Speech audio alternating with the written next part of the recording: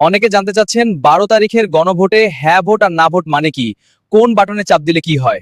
চলুন খুব সহজ করে বুঝে নেই। আসসালামু আলাইকুম, আমি জুলাস আহমেদ, আপনারা দেখছেন মাইসিয়াম এইচডি মিডিয়া ইউটিউব চ্যানেল। 2026 সালের 12 ফেব্রুয়ারি আমাদের দেশে একটি গুরুত্বপূর্ণ নির্বাচন অনুষ্ঠিত হতে যাচ্ছে। এ সময় অনেকেই জানতে চাইছেন গণভোটে হ্যাঁ ভোট আর না ভোট আসলে কি।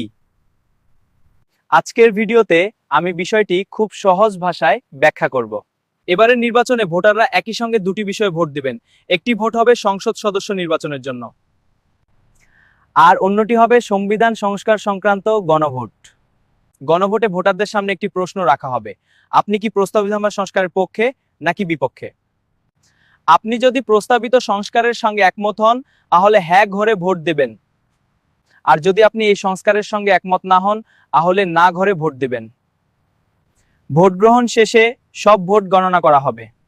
যদি অধিকাংশ ভোট হ্যাঁ হয় তাহলে প্রস্তাবিত সংস্কার কার্যকর হবে, আর যদি অধিকাংশ ভোট না হয় তাহলে সেই প্রস্তাব কার্যকর হবে না। হ্যাঁ বা না যেটাই হোক, ভোট দেওয়ার আগে বিষয়টি ভালোভাবে বুঝে সিদ্ধান্ত নেওয়াই সবচেয়ে গুরুত্বপূর্ণ। ভোট আপনার অধিকার, আর সিদ্ধান্ত নেওয়ার দায়িত্ব আপনার।